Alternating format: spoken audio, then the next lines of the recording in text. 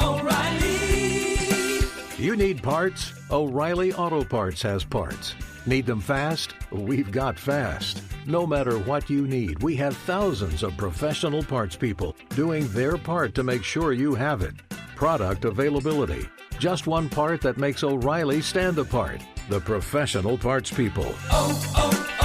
O'Reilly Auto Parts. You know what my favorite text is? A waypoint in the Onyx Hunt app to a goblin turkey.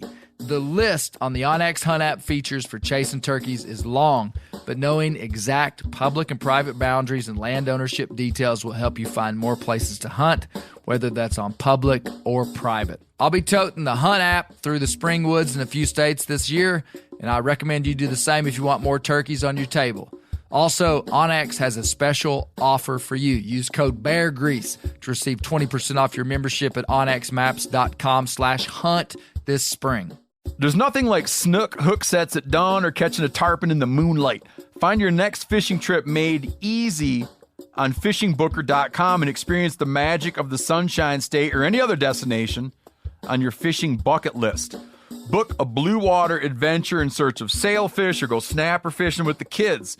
With over 6,000 captains and trips to choose from, planning your next one just got a whole lot easier.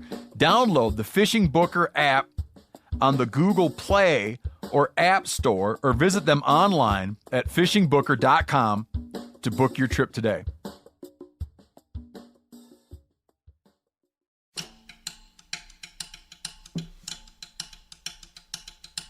Started talking to people, told them that I was a bricklayer from Tennessee that recently moved here. My wife got a job in Hot Springs, and I like to do a little turkey hunting. And I actually asked the guy, hey, if you had the best turkey hunter around here, who would it be? I'd like to talk to somebody about turkey hunting. He said, you need to talk to Louie Dale.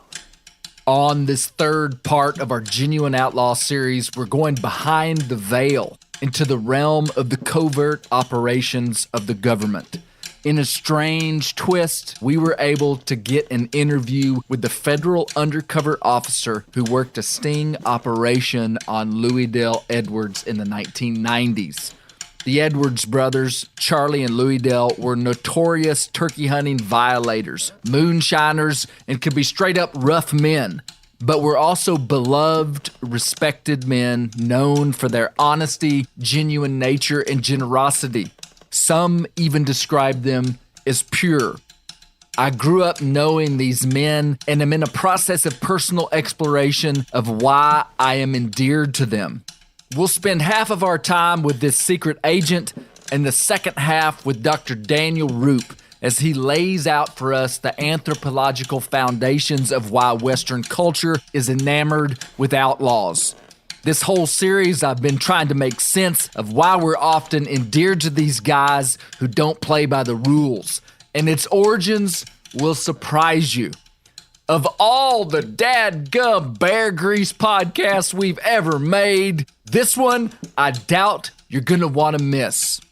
And hey, if you haven't listened to the first two parts of this series, which were bio sketches of the Edwards brothers, you might be lost with some of these characters, so be sure to listen to part 1 and 2. Ego is a very bad thing in the world of hunting. And this particular group, obviously, the information I heard about them is they were very ego-driven in their taking of animals. They wanted to be the ones that couldn't be caught.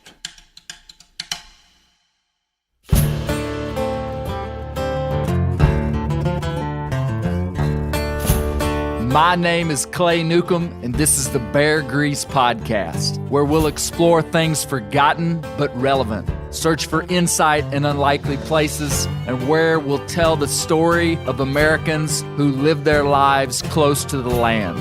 Presented by FHF Gear, American-made, purpose-built hunting and fishing gear that's designed to be as rugged as the places we explore.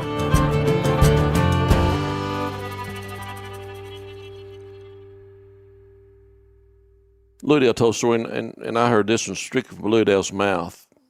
He was at the house one day, and a guy shows up at his house. And Louie Dale said, a big old tall, he said, a nice-looking guy, strong built, And he said, he knocked on his door, and he went to the door, and Louie Dale said, hey, man, what can I do for you? He said, I heard you're a turkey hunter. He said, I'm from Tennessee, and he said, I stopped down by the Big Fork store and asked around, and they said, you're the guy that would take me turkey hunting. This is 2 or 3 weeks before season. And Louie Dale says, well, it's not season. He said, I don't care. He said, if you'll take me, he said, can you take me? He said, sure, I'll take you turkey hunting. And he said, well, you be over here at 4:30 in the morning. And he said, next morning, old boy was there at 4:30. And Louie Dale said, he gives the boy some credit because they talked and everything. He said he was the best he ever heard on a turkey call with a mouth call. He said he was the best he ever heard.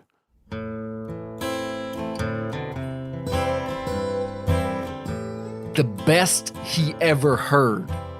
I'd like to introduce you to a man named Russ Arthur. That's his real name, but he hasn't always used it. Russ is now 63 years old, and in the 1990s, he was in his early 30s. Oddly, he fits the description to the T that Louie Dale gave of this Tennessee turkey hunter. Russ is about 6'2" and kind of built like a retired 1980s WWF wrestler. And by my best estimation, and at least by one other hillbilly, he's a nice-looking feller.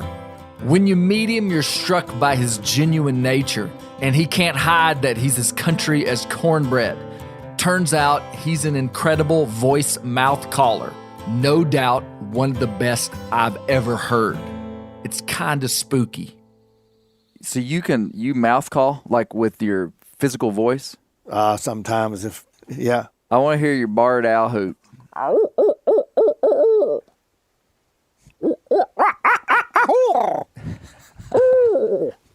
You got a yelp?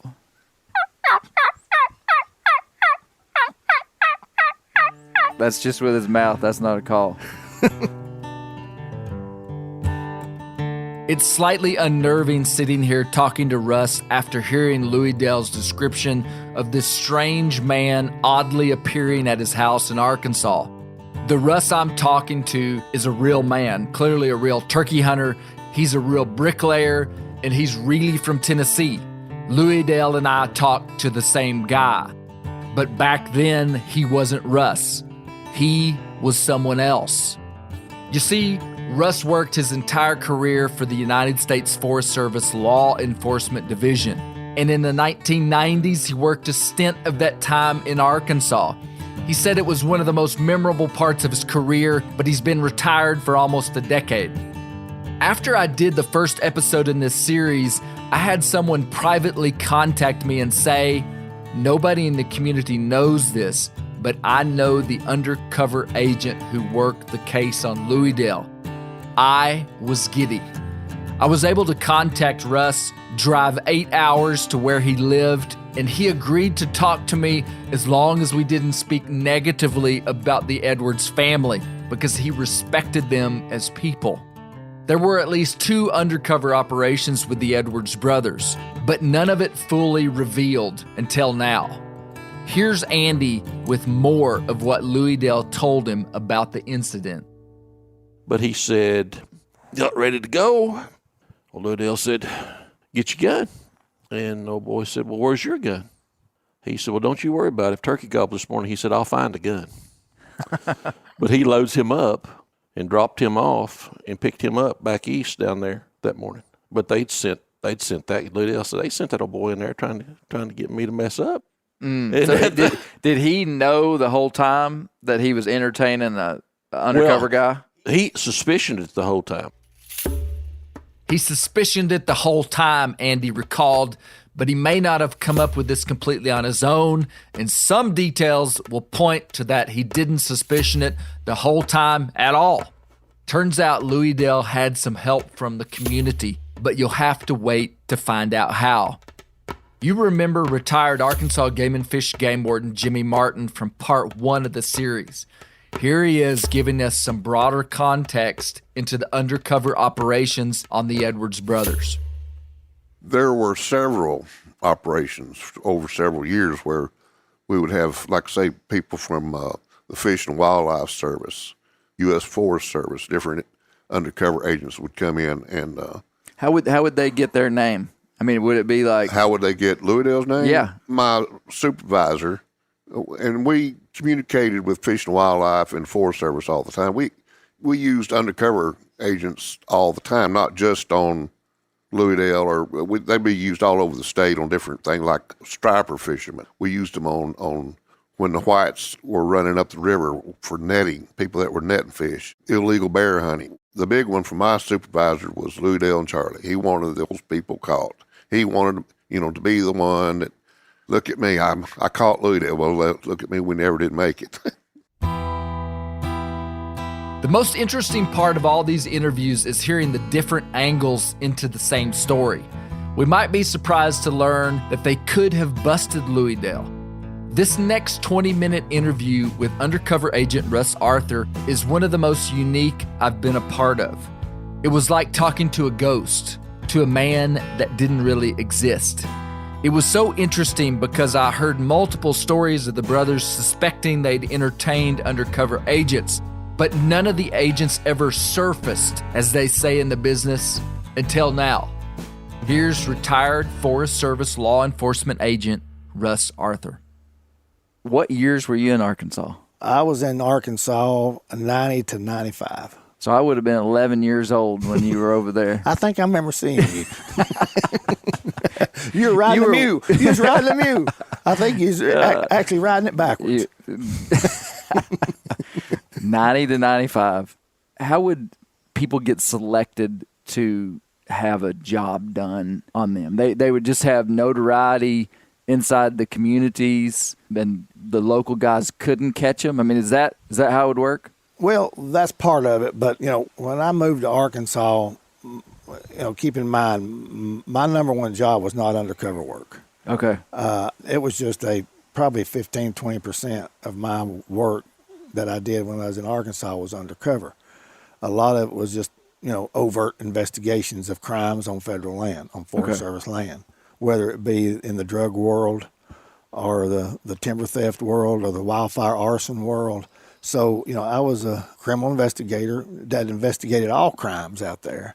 And occasionally information would come in that we've got a need for an undercover operation. And there's several things that you have to look at. And I had a supervisor that was very familiar with that state. But information would come up through the field level, either through other agencies or through our own agency, of a need for potential undercover. And then there were litmus tests he would go through to see and sit down and we'd say, hey, do we need to do this? Is it worthwhile spending time on this? How egregious is it? Yeah. All those things you have to go in. Is it dangerous? Is it something that's going to take a week? Is it something that's going to take 2 years? So you have to look at that. But a lot of that is word of mouth through communities, yes. So the local game wardens probably would have gone up the chain in the game and fish that these brothers were killing more turkeys than they should have. Oh, yeah. I heard about these particular individuals for a year or two when I was out there. Okay. From the game wardens and from the local Forest Service officer. Okay. Do you remember what they said? Did they give numbers to how many birds they were killing or anything? No, the only thing that I remember is these guys are killers and, they need to be stopped and nobody can catch them. And it became very apparent to me, and I'll still stand by this, that ego is a very bad thing in the world of hunting. I mean, I truly, truly believe that. And this particular group, obviously, the information I heard about them is they were very ego-driven in their taking of animals. They wanted to be the ones that couldn't be caught. They wanted to be the ones that couldn't be caught. This lines up perfectly with what we've heard everywhere else. To the Edwards brothers, evading the law was a game. To me, I don't want to say it's comical, but I want to ask you something. If you're an officer, and let's say you and Joe are the only two officers in a 200,000-acre county, and 150,000 acres of that's federal land, 50,000 of that's private land that's got cattle, ranches, farmland. Your phone's ringing off the wall. I've got a hawk that's dead over here. I've got this that's going over here. And you've got all this vast area over there. Is it really an achievement that you can elude two people that are that busy? you are obviously a good hunter. You when you go in the woods, your senses go up. You know how to read a map. I'd say you're a pretty good navigator. You got a good sense of bearing, good sense of weather, coming and going, good sense of animal movement. You know where to go in and go out. Would it be that hard taking what these officers are up against to elude them? So I find it kind of comical because I don't think that the common people in the communities realize what officers are up against. Yeah. That's a mic drop comment from Russ. Game wardens can't work 24 hours a day. They have days off. They have limitations. And most of the time, they have to be reactionary and not proactive in enforcing the law. As a little context, the United States Forest Service Law Enforcement Division is commissioned to enforce the law on the federal lands on which they have jurisdiction. Much of the Edwards brothers' hunting was done on Forest Service land. I asked Russ why the Forest Service was tasked to try to catch them, and he said the state game agencies and federal law enforcement often work together on these type of projects, and they just felt like he'd be a good fit on this case. It was that simple. Here's Russ describing how the sting went down. Do you remember, how did you engage the Edwards brothers? Okay. It was very well known when I was in Arkansas, within my workforce, if you will, that I was an avid turkey hunter. So they obviously said, man, I think You're the guy to go do this turkey deal. I mean, you like turkey hunting, you understand turkey hunters, and I was like, well, is he charging people to hunt on national forest? Well, no, I don't think he is. Him and his brother, they just kill everything they see. Well, why can't you catch him? Just can't catch him. Well, is he baiting? Well, I'm not sure if he's baiting turkeys or not. But rumor has it he does walkthroughs. He'll get dropped off one place, picked up another, and he hides guns and stump holes. So you hear all these rumors. I think it would have probably been 92, probably maybe 93. And my supervisor came to me and he said, do you want to give it a shot? And I said, yeah, we'll give it a shot. And he said, well, let's lay a plan out. And you know how the government is. You have to have a plan for everything. Mm-hmm. So I drafted up a pretty generic plan, and he approved it. And it consisted of, playing on their ego.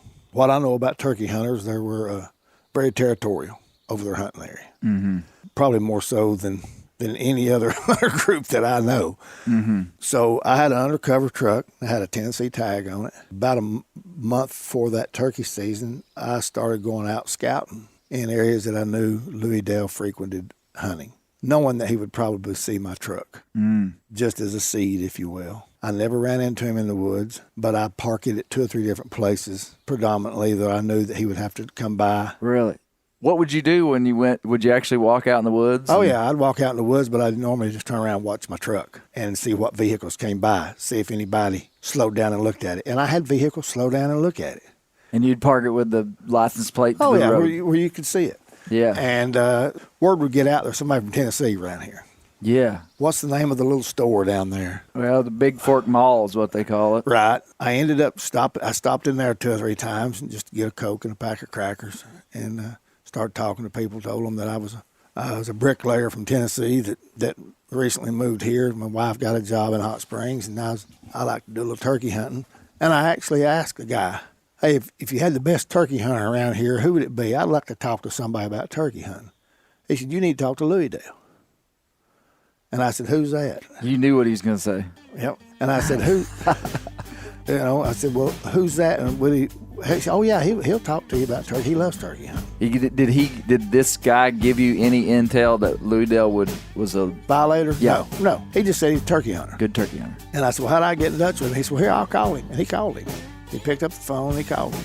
And he got him on the phone and put me on the phone with him. And he said, well, why don't you come up to the house? And he told me how to get to his house. So he was real open to a guy from Tennessee. Yeah, yes, he was. Was that surprising? Oh, well, I was hoping by then that his curiosity that he had already known there was somebody poking around. Because back then, everybody knew where everybody hunted. Yeah. And everybody knew what everybody drove. Just a Tennessee tag back in there would have been super unusual. Exactly, and I knew that it was probably circulating around that community, and eventually it turned out that it was. That was the first thing. So it worked. That's the first thing he said when I pulled up in his front yard. He says, "I wondered who that was," and so we just started, having an exchange about turkey hunting. Yeah. And I wasn't asking him where to hunt.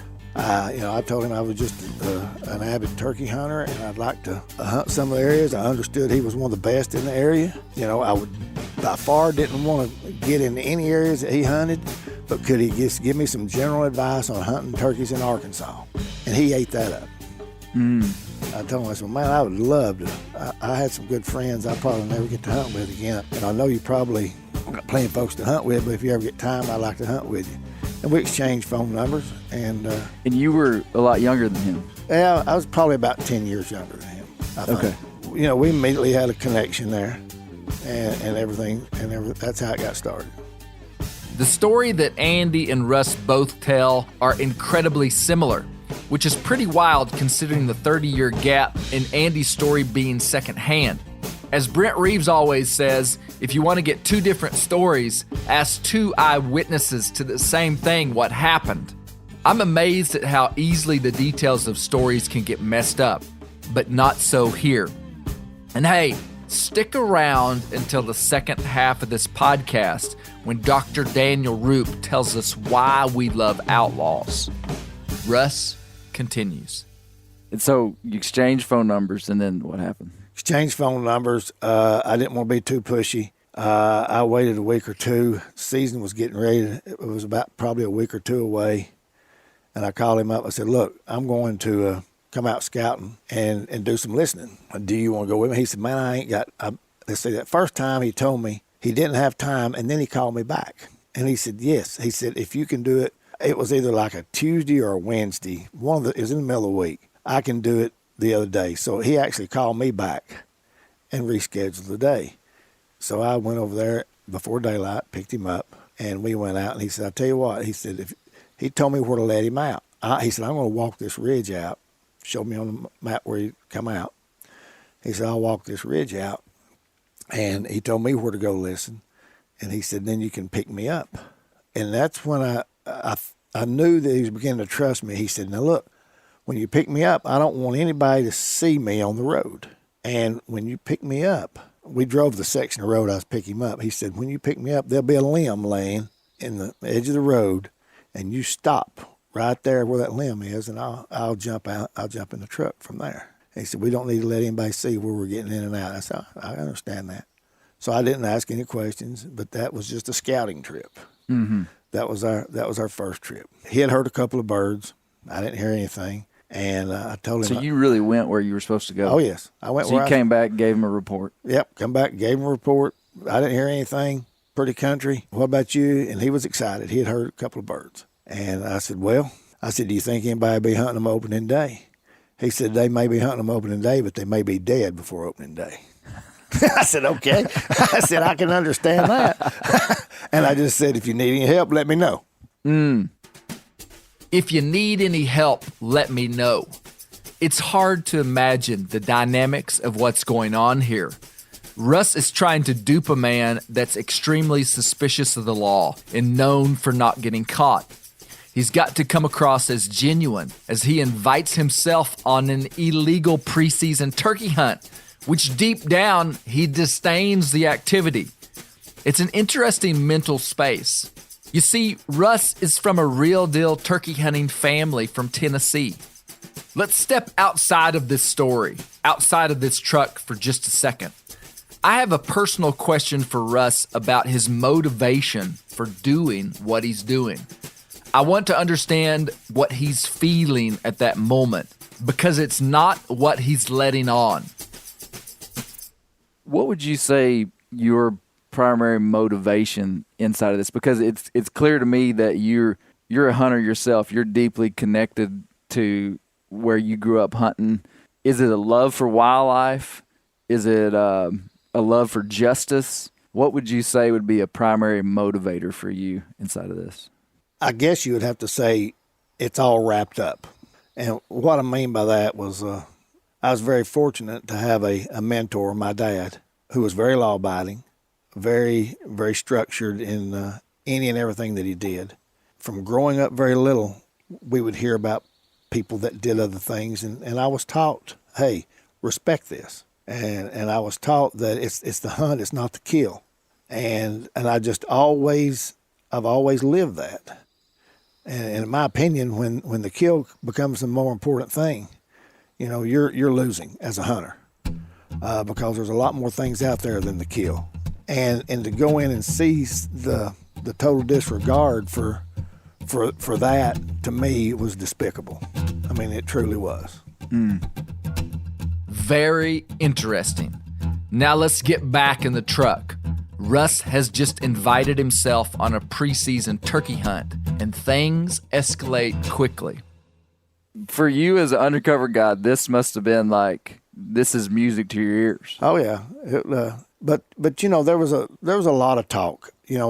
We spent 5 minutes here talking about it, but we had talked on the phone, we had talked in his yard, we had talked the first time.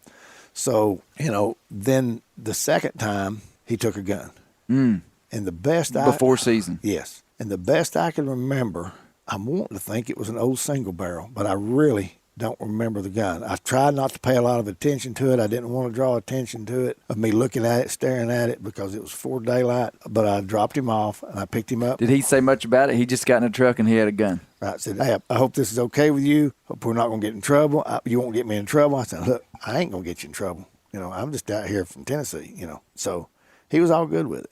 And I picked him up within 100 yards of where I picked him up the first time. And I knew he hunted that same ridge. He didn't kill a bird. We talked about it. He said they wouldn't work, and took him home, and that was that. Louie Dale left with the shotgun, but when he returned, he didn't have it. He told Russ he'd left it up on the point of the ridge. This confirmed the brothers' strategy of hiding shotguns in the woods, and if you remember, Stoney Edwards told us that's how they evaded the law. Well, this time, the law was there. I honestly wished I had asked Russ if he ever felt any internal confliction working undercover, or perhaps remorse in playing someone in a good guy hustle. Working undercover is basically living a lie for a period of time for the greater good of the resource and justice. I know it's a dumb question, but in that truck, Russ fabricated a story to gain the authentic rapport from this man. I'm not saying it was wrong. It's just a genuine question. I'm pretty sure he would have said, absolutely not. And there are ethics involved in undercover work. Like, you can't entice someone to break the law when they maybe wouldn't have if you weren't there. It's called entrapment. Like, modern game wardens can't put a Boone and Crockett-sized deer rack on a dummy deer on the side of the road. In that situation, your own dear sweet mama might even take a crack at that thing. Russ is now going to tell us how this thing finalized and fell apart. And it all went back to the community support that Louie Dale had. Then, this is when things got interesting. One other time, we basically did the same thing in another area. Now, you'll hear people say that he knew who I was. That second time makes me know that I know he didn't know who I was. Because he took a gun. The second time, yeah. The first time, most people are under the misconception that, hey, if he was a law enforcement officer, he had already busted me. Right. So here I am the second time. So to me, that kind of solidified that, everything was good. Yeah. Now, same thing, didn't kill a turkey. I actually went back into the same areas that he hunted on by myself to look for corn. Never did find any corn. And now's when the law enforcement structure of the Forest Service bit me. There was a person in the community that was close to Louie Dale that got wind of my actions out there. Word got back from the community that this person within the Forest Service had been talking to Louie Dale. And Louie Dale himself told me, he said, I was told I better watch out for you. Okay. And I said, well, man, I don't know why. I don't know why. When he approached me about it, it was kind of like, I've been told to look out for you. You're just something just ain't right with you. I don't remember exact words. I've been told to watch out for you. And he just kind of slapped me on the shoulder like I ain't worried about it. You're okay, you know. So I felt pretty confident that the cover was still there. But do you want to continue and take the chance, you know? And no, we weren't scared of him. I wasn't scared for my life. He wasn't that type of people. The family was not that type of people, in my opinion. The danger would be that you're in a truck and he gets mad at you, your cover gets blown, and he fights you or pulls a gun. I mean, like physical something. Right. We had at least 4 or 5 different charges we could tag on him. And there were very few people at that time that knew about the operation. And I still have not pinpointed exactly who it was, but I've got my suspicions. And we tracked it down, and that's pretty much what the person told him. Says, you know, just be careful with that guy. And that's surprising. Because this particular person was ingrained in the community, and there's still this mystique about protecting the outlaws in that community, you know? Incredible. Russ got ratted out from the inside. There was a mystique about protecting the outlaws in that community. We're about to talk with Dr. Daniel Rupp about why someone would do that. It's layered like an onion and fascinating. I thought it was very interesting that Russ never felt endangered, considering the rough and tough past that we learned about these guys on part 2. Here's Russ on what they could have prosecuted these guys on, but what they chose to do. My supervisor and I sat down and we did a review of the evidence that we had. How long would this whole thing have taken? A month? Yep, probably a month. So yes. You'd taken the truck over, you'd seeded the idea, a guy from Tennessee, gone to the gas station. Yep. This is probably 5 or 6 trips That's over right. in that country. Exactly. And I wrote a report up on it, and my boss says, you know, we can take this forward. He said, but is it worth it? You know, there's no commercialization. Nothing was killed. Is it worth surfacing, you know, who you are and what we did on such a minor infraction? You know, so that is the very and only reason that we did not charge him federally. It just wouldn't have gone very far. Oh, we would have prosecuted him, but for that level of violation, did you want to surface your identity as an undercover officer? Yeah, and so you just kind of drifted out of his world. That's it. O'Reilly Auto Parts are in the business of keeping your car on the road. O'Reilly Auto Parts offer friendly, helpful service and the parts knowledge you need for all your maintenance and repairs. I don't know if you stopped in at an O'Reilly lately, but I use one because we have one right not too far from my house. People there are super helpful. I don't care if I'm getting boat batteries, car parts, whatever. Love those guys. They got thousands of parts and accessories in stock, either in-store or online, so you don't have to worry if you're in a jam. The team at O'Reilly Auto Parts can test your battery for free, in or out of your car. If it needs to be replaced, they'll help you find just the right battery for your vehicle. If you need your windshield wipers replaced, a brake light fixed, quick service, they'll help you find the right part or point you to the nearest local repair shop for help. Whether you are a car aficionado or an auto novice, you will find the employees at O'Reilly Auto Parts to be knowledgeable, helpful, and best of all, friendly. The professional parts people at O'Reilly Auto Parts are your one-stop shop for all things do-it-yourself auto. You can find what you need in-store or online. Stop by O'Reilly Auto Parts today or visit us at O'ReillyAuto.com/meat-eater. That's O'ReillyAuto.com/meat-eater. Whitetail Institute launched the food plot revolution in 1988 with a concentration on research and real-world testing of forage products specifically for whitetail deer.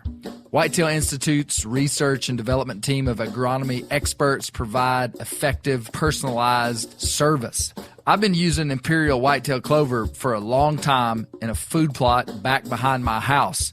In 2007, I killed the biggest buck of my life over an Imperial Whitetail Clover small quarter-acre food plot. Imperial Whitetail Clover is the only clover scientifically developed through years of selective breeding.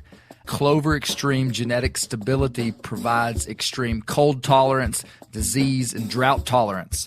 It really does. Clover is coated with Whitetail Institute's Rain Bond, a polymer coating added for enhanced seedling survivability. They have an exclusive offer for Bear Grease listeners, 15% off Imperial Clover when you use the code BEAR at whitetailinstitute.com. That's whitetailinstitute.com and use code BEAR for 15% off. Ready to win Mother's Day and cement your reputation as the best gift giver in the family? Give the moms in your life an Aura digital picture frame preloaded with decades of family photos. She'll love looking back on these memories and seeing what you're up to today. Even better, with unlimited storage and an easy-to-use app, you can keep updating Mom's frame with new photos, so it's the gift that keeps on giving. And this is not a joke. Juju Newcomb has an Aura frame, and we share photos, and they're incredible. Also, my mother-in-law has one. We have them. They truly are really good, really high quality. The Aura frame is easy to set up. It takes just 2 minutes to set up a frame using the Aura app. It also adjusts the display depending on light levels in the room to maintain the true color of your photos. For real, the digital screen is amazing. Right now, Aura has a great deal for Mother's Day. Listeners can save on the perfect gift by visiting auraframes.com to get $30 off plus free shipping on their best-selling frame when you use code BEAR, B-E-A-R, BEAR. That's auraframes.com. Use code BEAR at checkout to save. Terms and conditions apply. This young mouth-calling turkey hunter from Tennessee just drifted out of Louie Dale's world. Apparently, the tip and probably other stuff that happened gave Louie Dale confidence to know that the guy was undercover. We know that from Andy's story. Here's Russ with a wild summary of small communities in the southern United States. I also want to state that Russ intentionally had not listened to either part 1 or part 2 of this series before this interview. His conclusions are striking. Every small community, whether it's Western Carolina, Southeast Tennessee, North Georgia, Ozarks, Ouachitas, you can take small county USA where there is a prevalent big game that's being hunted, and you will find that family. Whether it's bear, whether it's big deer, whether it's turkey, you'll find that family that everybody loves, that nobody wants to tell on them. So you think this is a common scenario? It is. It truly is. Why do people love Outlaws? I don't know. Like I said, to me, I think it's funny because just what type of person does it take to elude a game warden that's got 200,000 acres to patrol? Just beyond me. And you'll hear stories of they kill a lot of them, they never let anything waste, and they would feed other people. This is not the Depression time. Yeah. I don't buy that. You know, this isn't times where you have to hunt for your food. And here's the thing. I could give you family names right now of the Louie Dale Edwards in about 6 different states. Boom, boom, boom. What are the characteristics of those people? Normally hardworking, God-fearing. You'll see them in church, active in their community, very family-oriented, just down-to-earth good people. What is amazing, you haven't listened to the podcast. No. And you just wrote the script for who Louie Dale and Charlie were. But that's... minus maybe a few of those components, but for the most part. Want to get along with everybody. We'll do anything for anybody. Very compassionate. I mean, that's very common. They're compelling people a lot of times. Yep. And the thing about it is, if you're a non-hunter or even a part-time hunter, not as passionate as Edwards, and you look at somebody in your community with those characteristics, you don't want to get them in trouble. You know, if you're just looking at those characteristics without having the background of a resource management perspective, you don't see it to be a big deal if you're just a general Joe citizen. Because those are good characteristics for people to have in today's world, especially in today's world. So it'd be very easy to be, compassionate toward them. I'll never forget interviewing Russ Arthur after hearing his description from Louie Dale, albeit secondhand through Andy. This is a good time for us to all get caught up on what's been going on if for some reason you're just getting here. Our first 2 episodes were bio sketches of the Edwards brothers who lived in the community that I grew up in the western Ouachita Mountains of Arkansas. Louie Dale and Charlie were extremely colorful characters, beloved in the community by most, and I've been exploring why I like them. They were known as notorious turkey outlaws. When I heard the sting operation was ratted out by someone on the inside, I felt a tinge of guilt because I've already declared my endearment to these guys. But I don't think that endearment would have made me compromise my value system. I've told this story from an honest perspective. I've been in search of how I could be so full of irony, paradoxes, and maybe straight up hypocrisy.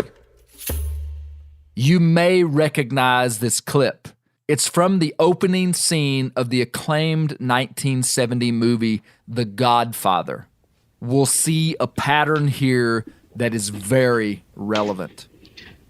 I went to the police like a good American. These are the boys that were brought to trial. The judge sentenced them to 3 years in prison and suspended the sentence. Suspended the sentence. They went free that very day. I stood in the courtroom like a fool. And those 2 bastards, they smiled at me.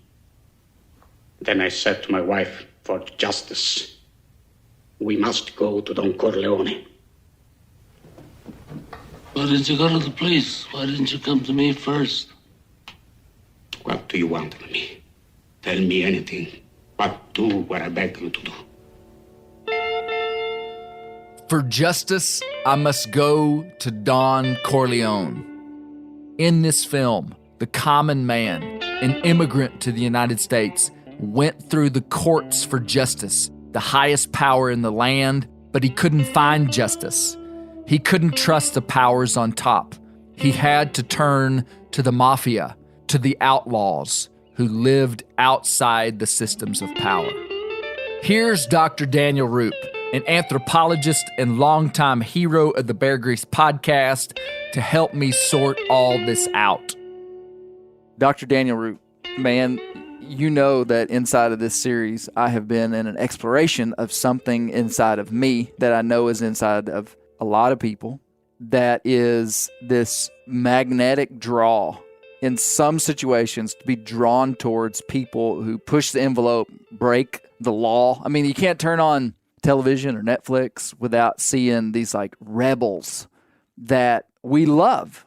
I don't know if that's an American thing fully or if that's a humankind thing, but why do we love outlaws? They don't write movies about people who follow the rules. You know, we're not captivated by stories of folks who do. There's only one guy who ever did that. They made a movie, Mr. Rogers. So why do we love the bad guys? Yeah. Because in the West, and specifically in the modern or the postmodern West, deep down, the bad guys are actually the people who are on top, in power, making the rules. We don't trust them. We're not sure we like them.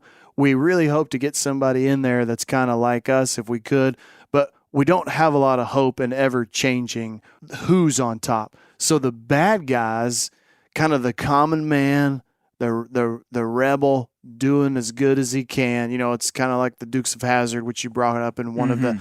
That's really appealing to us because they're not really the bad guys. The real bad guys are the folks who are on top. And this kind of thinking, Boss hog, that guy, the ones that are in control of the resources, who are making the rules, who are kind of laying the playing field out, we're forced to play their game. And the folks who refuse to play that game are inherently our heroes. People who refuse to play the game or live by the laws instituted by those on top are often our heroes. This is getting interesting, and it's going to get more interesting when you hear the foundations of where this comes from in Western society. And this whole line of thinking is actually, in the scope of human history, is actually relatively recent and has a little bit of... Really? Yeah. So it has a little bit of a surprising source, even though today the kind of the political and governmental structures that followed Karl Marx's thinking have en masse been basically objectively proved as irrevocably a failure, communism. The vast majority of us view the people on top, the people in power, the people who have the resources and set the rules. We view them through a Marxist lens. That the way forward, the way for change is for a revolt and for an overthrow. And Marx, when he was writing in the middle of like 1800s, almost immediately you saw in several European nations revolutions, all of which failed. And so part of the thinking back then was if the common man could just gain power in mass and redistribute everything, communism, then we'd all be great. And who knew that didn't go very well. Yeah. But nonetheless, that seed. That same seed of if the common man could have power, if the common man could get into that place of power, he would know what to do. He would know, and things would be made right. And the way forward is the common man gaining power. So the way forward, or progress, or hope, or you might say salvation for any given individual is to revolt against whatever powers that be. If the common man could gain power. This is fundamental to the understanding we're building about why we love outlaws, because they are the common man that is fed up with the systems of power. Just like the guy that went to Don Corleone, the Godfather. So you drove over here and you probably don't remember deciding to put on your blinker. You probably don't remember deciding to go a little bit over the speed limit, but not too much. But in every single day, you're engaged with law and you're thankful that it's there.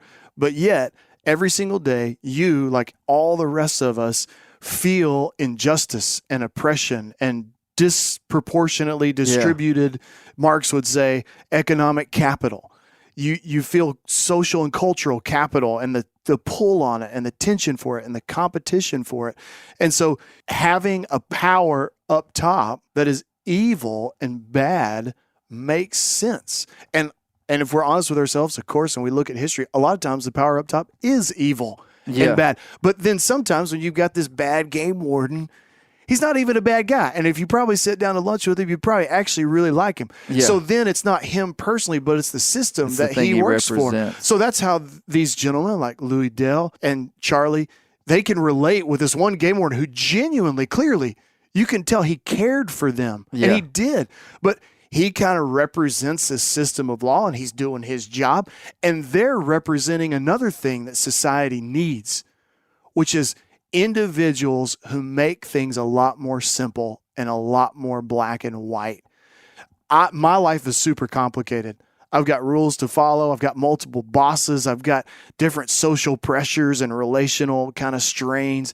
And all of a sudden, when I can look somewhat from afar, I'm not too closely associated with this particular outlaw. You know what I mean? Yeah. So I'm looking somewhat from afar and I see here's a person who sees it like it should be seen. And they stand up against the man. Yeah. And they may not follow every law, but there's a law there. Yeah. Their own kind of law, and they're going to follow and we like that. We're just because deep down we kind of want to do that too. Of course, but we can't because we live in the real world. A lot more complicated. Just like the further you went on the biographical sketches of these gentlemen, they lived in a real world. And we would kind of like to think of them as the wonderful things that they did to the people around them and how they kind of gave it to the law and stuck it to the man. But they're also real people with messy lives. Just like you would like to, absolutely. I thought it was kind of funny when you're like, wait a minute, he wore tennis shoes? Yeah. So we like to project on individuals what we really wish we were. Mm-hmm. And every single one of us, because we're Enlightenment thinkers, and for us, postmodern, enlightened, quote unquote, thinkers, we want to give it to the man. And Karl Marx articulated that. And that's an American thing or a Western thing? It's a Western thing. It is a Western modern. So if thinking. if we did this story in a Chinese version, what would they think? Well, the Chinese version would want a very powerful ruler on top that was far away. So there's a Chengyu, or a Chinese saying that translated to English means the emperor is high above and far away. Wow. So the emperor, he's there, he's high above, he's way above us, but thankfully he's far away. So him being there provides stability, it provides security, but he's far away, so we don't really have to interact with him a lot, but we want him there. So this is why... So they wouldn't like an outlaw. They wouldn't like an outlaw, and the idea of a revolution would be entirely unsettling. Whereas most of our stories and songs, when you're talking about a little bit earlier in American history, think about like the 50s, the 60s, and 70s. I mean, everything's a revolution. Yeah. And even now, today, we have society puts forth these causes or these movements that are revolutionary in nature. Yeah. And if you don't... Everything's a revolution. And if you don't align yourself with one of them, who are you? Why? How could you not do that? How could you not join that movement? Or how could you not? Because deep down, people see revolution as the way forward. There's a power in place that's corrupt, and it needs to be brought down. There is a power in place that needs to be brought down. You may be asking yourself if you fit this description, and it's certainly a generalization that generally applies to Western culture. It would be stronger in some, but it pops up in some areas and not in others. You may not have a problem with slow traffic lights, but despise referees in basketball games.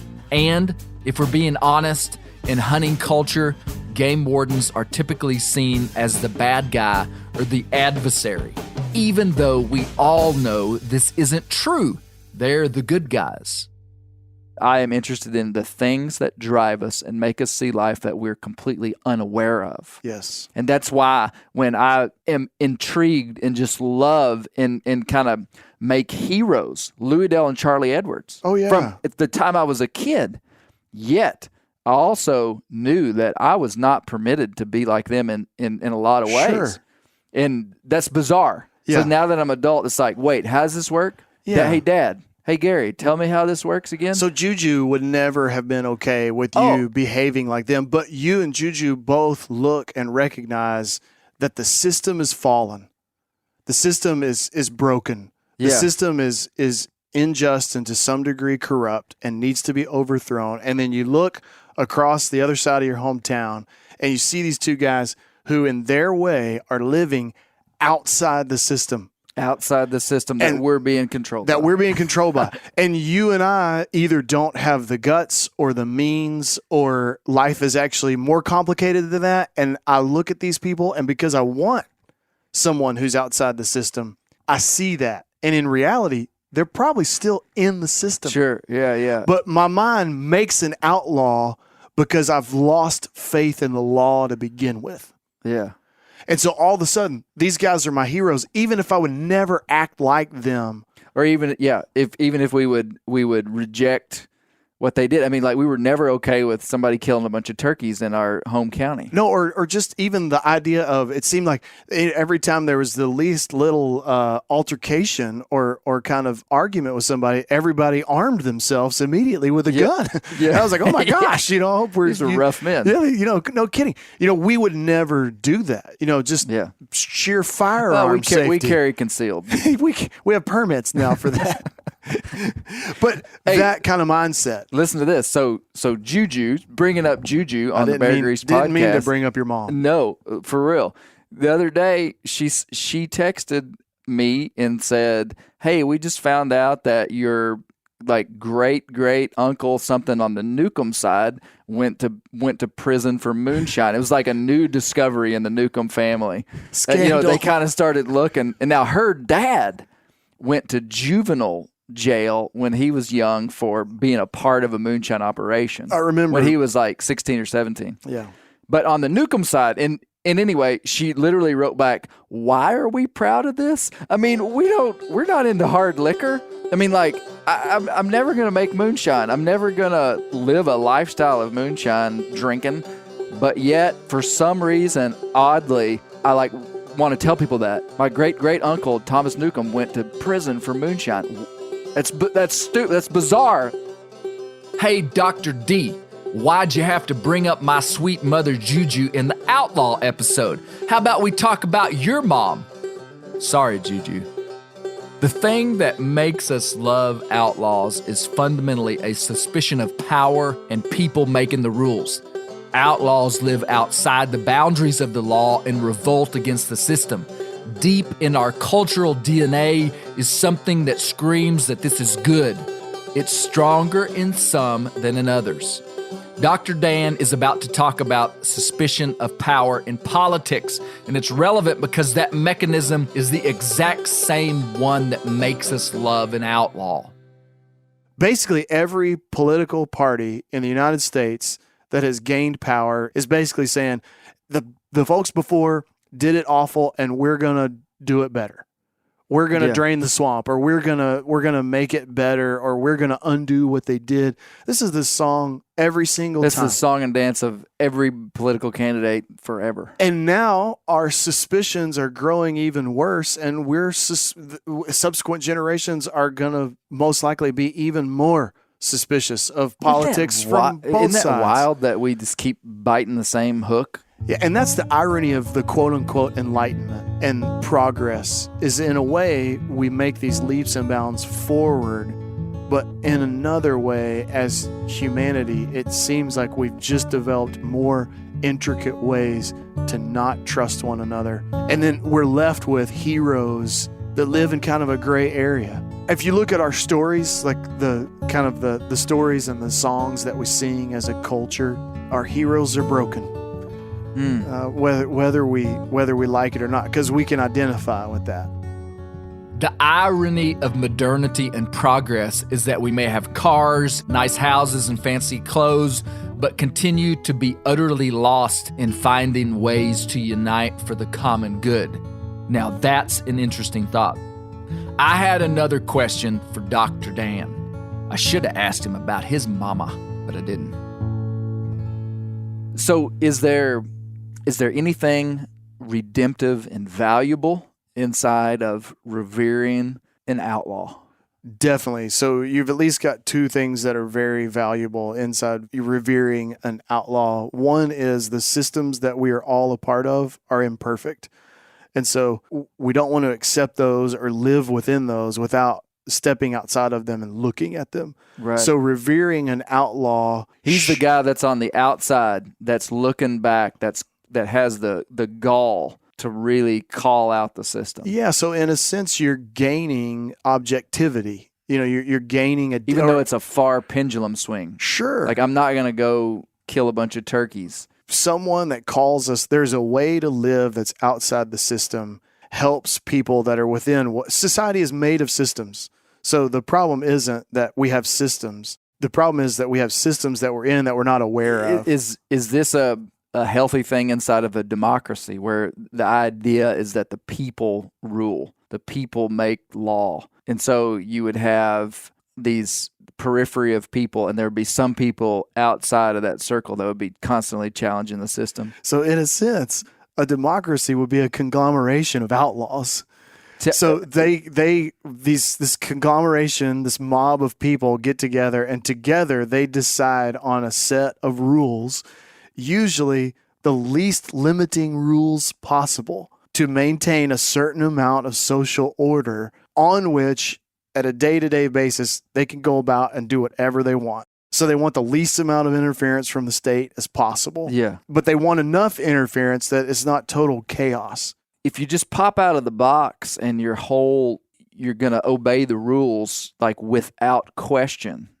And this is a gray area, man. Big time gray area, because we're supposed to obey the rules. The rules are what makes it safe.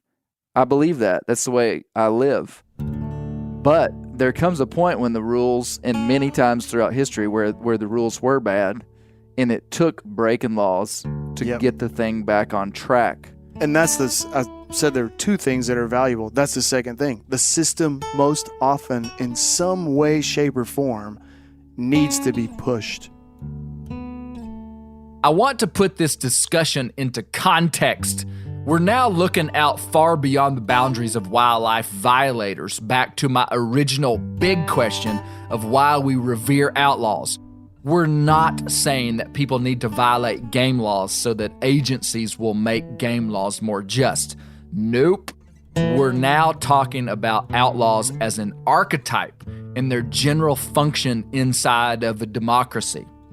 Now that we got that cleared up, let's take the discussion back to the Edwards brothers for one final analysis. I think this sums it up for me. In a sense, it's almost as if these two men full on went after whatever they were doing. And they thought those mountains were their home, and what was in those mountains belonged to them. And who's this foreigner coming from outside, or this person that I might know personally and respect, but enacting foreign laws, like from a different spot, to come in and tell me what I can do with these turkeys or what I can do at this particular time of year. I'm not going to stand for that. And so I'm going to do what I think is right. And what I also think is right is loving my family and loving my neighbors. And by the way, what I also think is right, when that person prank calls me, I'm not going to stand for that. And I'm going to go full on. You know, I think another thing that's very appealing about these outlaws like this and these two gentlemen maybe in particular is just their full on nature. Every single thing that they did, they seemed to go all the way at. Man, that I keep going back. And they threw themselves into it. And I think that's one of the things that probably makes them the most human. When we look at them, we see them outside the system. They're not just outside the game and fish laws.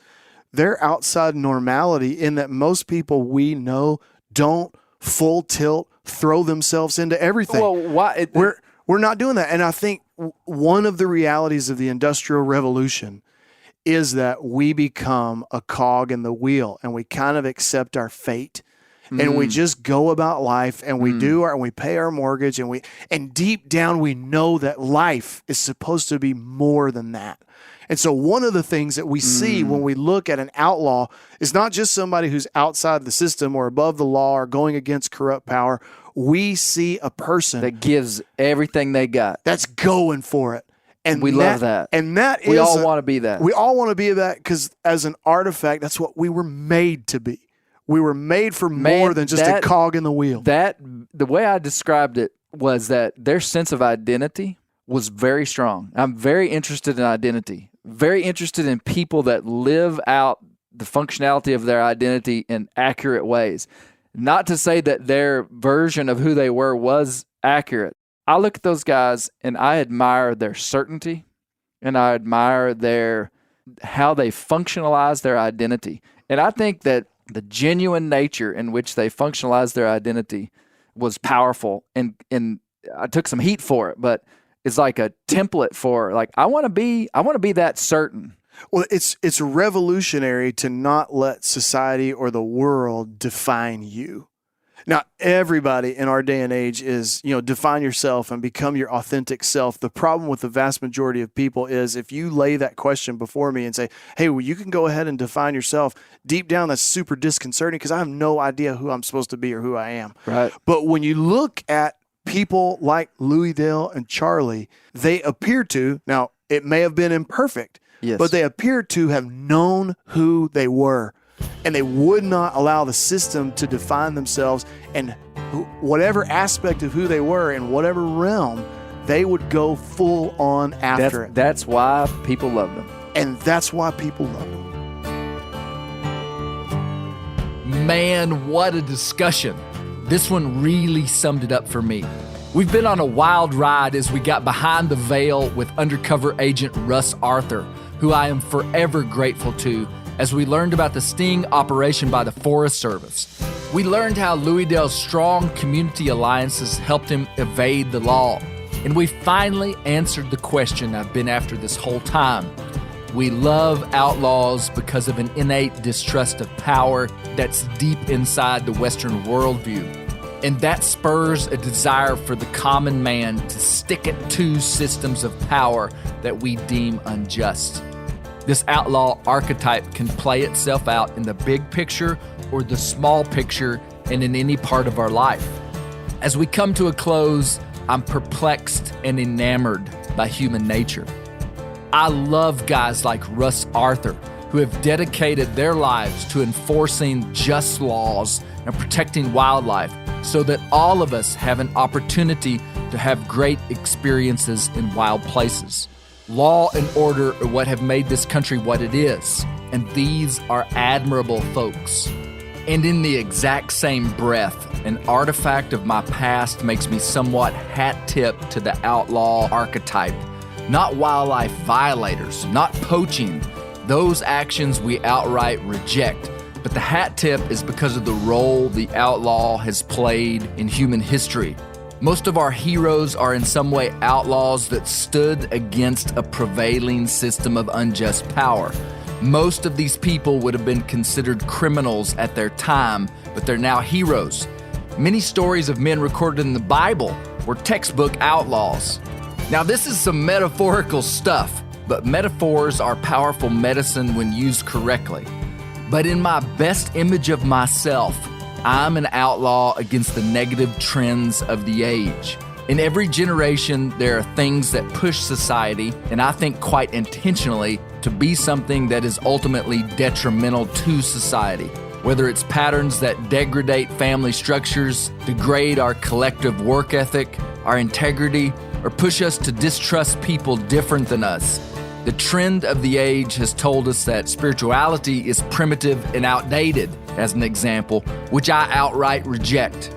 I'm always interested in pulling something positive from the stories we tell on this podcast, and I think these real stories of our past are important for our future. My, oh my, I can't thank you enough for listening to the Bear Grease podcast. I truly thank the Edwards family and their friends for so generously opening up the stories of their family to us and trusting us.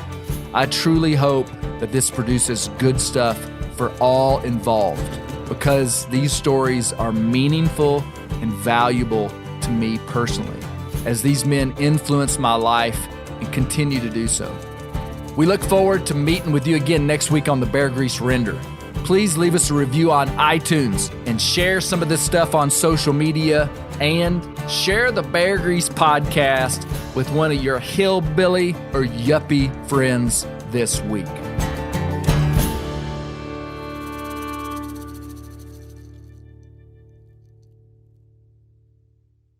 This show is sponsored in part by BetterHelp. Around New Year's, we get obsessed with how to change ourselves instead of just expanding on what we've already done right. Maybe you finally organized one part of your space and you want to tackle another. Or maybe you're taking your supplements every morning and now you actually want to eat breakfast. In the last year, I've been more diligent about going to the gym on a regimented schedule, and it's made a lot of difference in my life. Therapy helps you find your strengths so that you can ditch the extreme resolutions and make changes that really stick. Therapy is helpful for learning positive coping skills and how to set boundaries. It empowers you to be the best version of yourself. It isn't just for those who've experienced major trauma. If you're thinking about starting therapy, give BetterHelp a try. It's entirely online, designed to be convenient, flexible, and suited to your schedule. Just fill out a brief questionnaire to get matched with a licensed therapist and switch therapists at any time for no additional charge.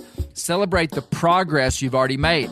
Visit BetterHelp.com/grease today to get 10% off your first month. That's BetterHelp.com/grease. I'm sure a lot of you guys remember the old ceremonial hunting tradition of eating the heart out of the first animal you kill. Meat from those organs are among the most nutrient-rich foods on the planet. You can get those same benefits your ancestors craved via convenient daily capsules from Heart and Soil. Find out more at heartandsoil.co. And remember, use code MeatEater for 10% off your purchase.